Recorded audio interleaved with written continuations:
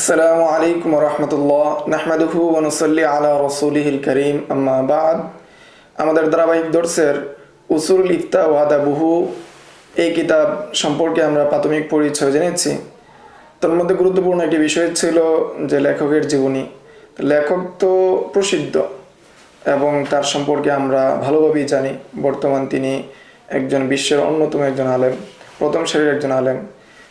বরং ইসলামী অর্থনীতির ক্ষেত্রে তাকে মুসলিম বিশ্ব ছাড়াও ইহুদি খ্রিস্টানদের মধ্যে যারা অর্থনীতি নিয়ে চর্চা করেন, অর্থনীতি নিয়ে তারা পর্যালোচনা করেন, ব্যাখ্যা করেন, তারা তাকে ভালোভাবেই চেনেন এবং আরব বিশ্বসহ সবাই তাকে খুবই মর্যাদার সাথে জানে। এটা বলা বাহুল্য, তার সম্পর্কে তেমন বেশি আমাদের জানার প্রয়োজন নেই। তার মধ্যে আমরা সবাই জানি ওনার পিতা মুফতি শফি রহমতুল্লাহ আলাই। ওনারা 3 ভাই ছিলেন। তার মধ্যে মুফতি জাকি ওসমানী, দ্বিতীয় ভাই মুফতি রফি ওসমানী, তৃতীয় ভাই মুফতি মোহাম্মদ তাকি ওসমানী। জাকি ওসমানী তিনি ছাত্র জীবনে ইন্তেকাল করেছিলেন। রফি ওসমানী আমরা কয়েক বছর আগে ইন্তেকাল করেছে আমরা জেনেছিলাম। আর বর্তমান তিনি বেঁচে আছেন এবং তার হায়াত বা তার জীবনী আমাদের মুসলিম উম্মার জন্য বড় একটি নিয়ামত। তা আমরা কিতাবের মধ্যে চলে আসি। উসুল ইফতা ওয়া আদাবুহু এই কিতাব আমাদের সামনে রয়েছে। এর লেখক সম্পর্কে আমরা সংক্ষিপ্ত পরিচয় জেনেছি এবং কিতাবের পরিচয় আমরা সংক্ষিপ্ত জেনেছি। এখন আমরা মূল আলোচনায় চলে যাই। প্রথমেই লেখক ফসল কায়েম করেছেন এবং এই ফসলের অধীনে কি কি আলোচনা হবে সেগুলোকে তিনি নিয়ে এসেছেন। আল ফাসলুল আউয়াল, প্রথম ফসল, আল ফতোয়া ওয়া খুতুরাতুহা, যে ফতোয়া এবং তার ফতোয়া দেওয়ার ক্ষেত্রে যে বিষয়ে সতর্কতা অবলম্বন করা এবং তার ভয়াবহতা বিষয়ে আলোচনা করেছেন। এই ফসলে আউয়ালের অধীনে তিনি আলোচনা করেছেন আল ফতোয়া ফিল লুগাতি ওয়াল ইসতিলাহ, ফতোয়ার আবিধানিক এবং পারিভাষিক সংজ্ঞা। আল ফারকু বাইনাল ইফতা ওয়াল কযা, ফতোয়া এবং কযা, ফতোয়া দেওয়া এবং কি বিচার করা এর মধ্যে পার্থক্য কি, ফতোয়া এবং কযার মধ্যে পার্থক্য কি, ইফতা এবং কযার মধ্যে পার্থক্য কি। 3 নম্বরে তিনি আলোচনা করেছেন তাহাইয়ুবুস সালাফি লিল ফুতিয়া, যে ফতোয়া প্রদান করার ক্ষেত্রে সালাফ বা সালফে সালিহিনগণ কি পরিমাণ সতর্কতা অবলম্বন করতেন, ভয় করতেন, সেই বিষয় নিয়ে আলোচনা করা হয়েছে 3য় মাবহাসে। তো প্রথমে আমরা চলে যাই প্রথম মাবহাসের মধ্যে, আল ফাতোয়া ফিল লুগাতি ওয়াল ইসতিলাহ, ফতোয়ার আবিধানিক এবং পারিভাষিক সংজ্ঞা। আল ফাতোয়া বিফাতিল ফাই, যে ফতোয়া যে শব্দটা এটা ফার মধ্যে জবর দিয়ে পড়া হয়, ওয়াকিলা বিযম্মিল ফাই আইযান, এবং কোন কোন লোগার মধ্যে পেশ দিয়ে পড়া হয়েছে ফুতিয়া, ফতোয়া ফুতিয়া। কামা ফি তাজুল উরুস কামুসের মধ্যে বা মুআজ্জামের মধ্যে এসেছে ফুতিয়া।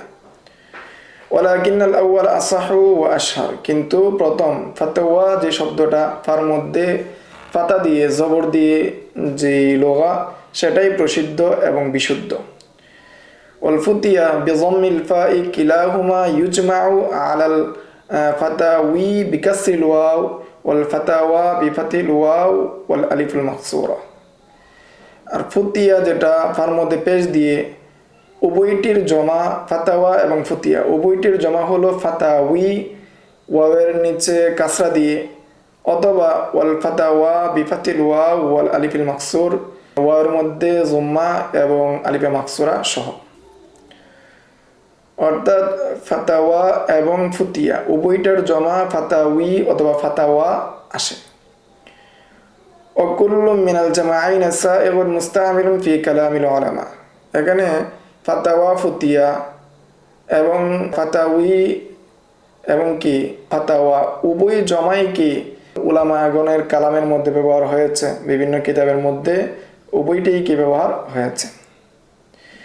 ওয়াল ফাতাওয়া ওয়াল ফুতিয়া তুস্তামালান কাহাসিল মাসদারিন মিন কওলিহিম আফতা ইফতি ইফতাআন, যে লুগাত বা মুআজ্জামবিদদের যে ব্যবহার বা ফকিহদের যে ব্যবহার রয়েছে ফাতাওয়া ফুতিয়া, সেটা বাবে ইফাল থেকে ব্যবহার এসেছে আফতা ইফতি ইফতাআন।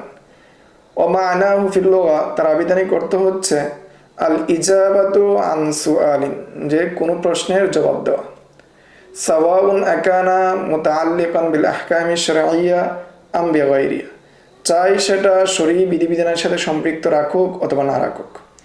কামা ফি কওলিহি তাআলা হিকায়াতুন আন মিলকি মিসর, যেমনটা আল্লাহ তাআলার বাণী মিশরের বাদশার ঘটনা বর্ণনা করতে গিয়ে আল্লাহ তাআলা কুরআনুল মাজিদের মধ্যে বলেন যে মিশরের বাদশা বলেছিল তার সভাসদকে বা তার স্বপ্ন ব্যাখ্যাকারীদেরকে তিনি বলেছিলেন, ইয়া আইয়ুহাল মালাউ আফতুনি ফি রুইয়ায়া ইন কুনতুম লিররুইয়া তা'বুরুন, যে হে আমার সভাসদ বৃন্দ বা যারা স্বপ্নের ব্যাখ্যা দেয় তাদেরকে তিনি সম্বোধন করে বলছেন যে তোমরা আমাকে আফতুনি, তোমরা আমাকে জবাব দাও।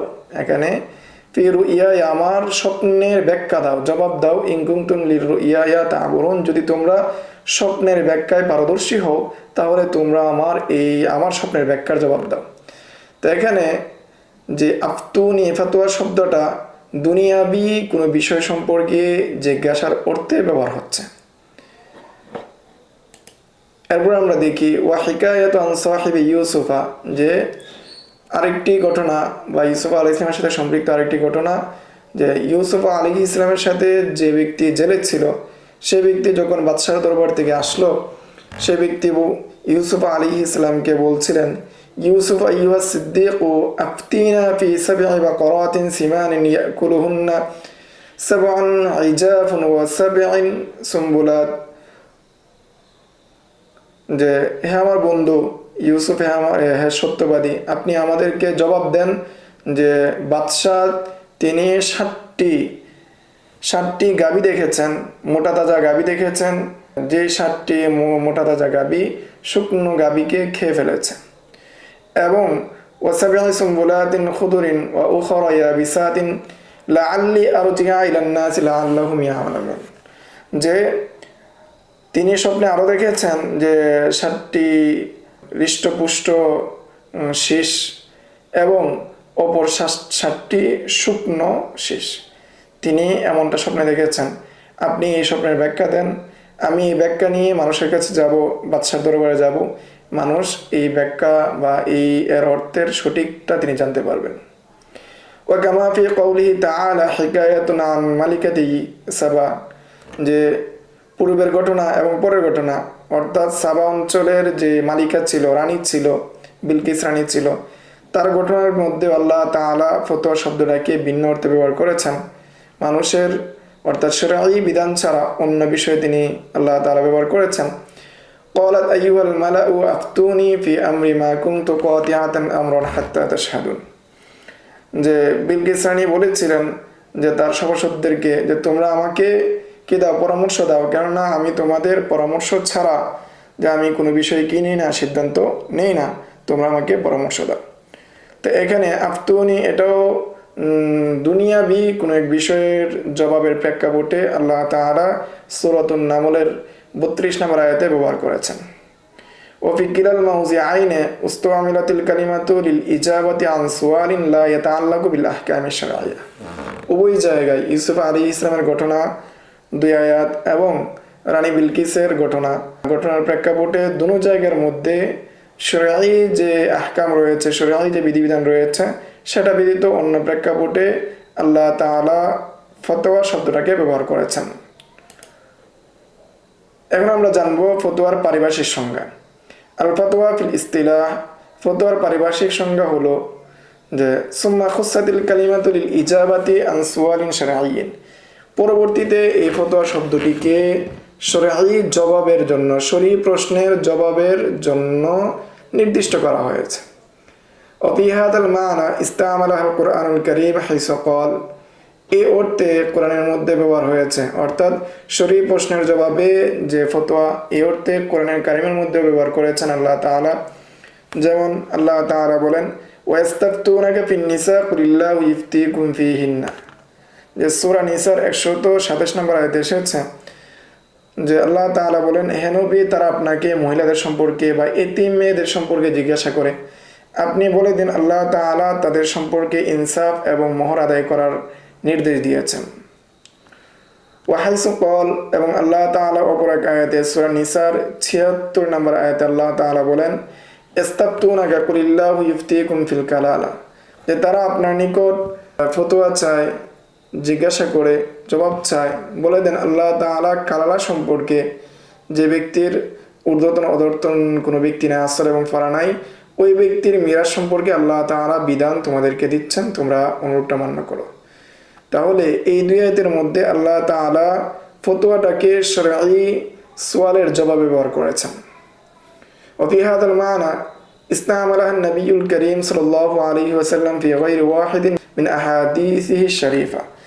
যে এই অর্থে, অর্থাৎ শরঈ জবাবের অর্থে রাসূল করিম সাল্লাল্লাহু আলাইহি ওয়াসাল্লাম একাধিক হাদিসের মধ্যে ব্যবহার করেছেন। কামা ওয়ারাদা ফি কওলিহি, যেমনটা রাসূলের হাদিসে এসেছে, আজরাউকুম আলাল ফুতিয়া আজরাউকুম আলান নার, যে ফতোয়ার ব্যাপারে তোমাদের মধ্যে অধিক দুঃসাহস করে ওই ব্যক্তি, যে ব্যক্তি জাহান্নামের ক্ষেত্রে দুঃসাহস করে, জাহান্নামের ক্ষেত্রে অগ্রগামী হতে চায়, সে ব্যক্তি অধিক ফতোয়া দেওয়ার চেষ্টা করে, অধিক ফতোয়া দেয়। তো হাদিসের মধ্যে এই ফুতিয়া যে শব্দটা, এই শব্দটা দ্বীনি বা শরঈ যে সুয়ালের জবাবের জন্য ব্যবহার হয়েছে।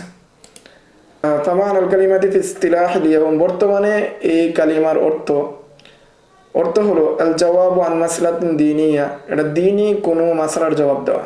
এই জবাব দেওয়ার জন্য ফতোয়া শব্দটাকে ব্যবহার করা হয়। তা আন মাসআলাতিন দীনিয়াতিন যে বলা হয়েছে, আল জওয়াবু আন মাসআলাতিন দীনিয়া, অর্থাৎ ইসতিলাহিভাবে ফতোয়া বলা হয় দিন সংক্রান্ত, অর্থাৎ ইসলামের যে বিধিবিধান রয়েছে সেই বিধানের কোনো প্রশ্নের যদি উত্তর দেওয়া হয়, সেই উত্তরটাকে ফতোয়া বলা হয়। তো এখানে দিন শব্দ ব্যবহার করা হয়েছে। এই দিন শব্দের ব্যাখ্যা হিসেবে মুসান্নিফ উল্লেখ করছেন, ইন্নামা ইখতারনা লফজাত দীনিয়া, যে এখানে দীনিয়া শব্দটাকে আমরা চয়ন করেছি, নির্বাচন করেছি, দুনা শরঈয়া, শরঈ শব্দ আমরা এখানে নির্বাচন করিনি। কেন? লিআন্নাল মুফতিয়া লা ইউজিবু আনিল আহকামি শরঈয়াতিল আমালিয়াতি ফাহাসব, যে একজন মুফতি সাহেব শুধু শরঈ আমলি যে বিষয়গুলো রয়েছে সেগুলোই শুধু উত্তর দেন না, বাল রুব্বামা ইউজিব আন মাসাইলা দীনিয়াতিন ইতিকাদিয়া, বরং কখনো কখনো তিনি যে বিশ্বাসগত আকীদাগত যে বিষয়গুলো রয়েছে সেগুলোরও জবাব দেন। ওয়ান মানাল হাদিস, এবং কখনো তিনি হাদিসের অর্থ প্রদান করেন। ওয়া কাইফিয়াতি ইসনাদিহা, কখনো মুফতি সাহেব সনদের অবস্থা সম্পর্কে হুকুম দেন। ওমা ইলা যালিকা মিনাল মাসাইল আল্লাতী তাতাআল্লাকু বিদ্দীন ওয়া উলুমিহি, এমনিভাবে দ্বীনের সাথে সম্পৃক্ত যে সমস্ত মাসালা রয়েছে, জ্ঞান বিজ্ঞান রয়েছে, সব বিষয়ে একজন মুফতি সাহেব সাধারণত ফতোয়া দিয়ে থাকেন। এই জন্য মুসান্নিফ ইসতিলাহি অর্থের ক্ষেত্রে আল জওয়াবু আন মাসআলাতিন দীনিয়াতিন শব্দটা ব্যবহার করেছেন, এখানে শরঈয়াতিন শব্দ ব্যবহার করেন নাই বা অন্য কোনো শব্দ ব্যবহার করেন নাই, যাতে করে এই জবাবটা আম হয়, ফতোয়ার অর্থটা আম হয়, সেই জন্য দীনিয়া শব্দটা ব্যবহার করেছেন। এই ছিল ফতোয়ার আবিধানিক এবং পারিভাষিক সংজ্ঞা। সামনের দর্শে আমরা ফতোয়ার প্রকারভেদ নিয়ে আলোচনা করব ইনশাআল্লাহ। আসসালামু আলাইকুম ওয়া রাহমাতুল্লাহ। ومن يؤت الحكمة فقد أوتي خيرا كثيرا وما يذكر إلا أولو الألباب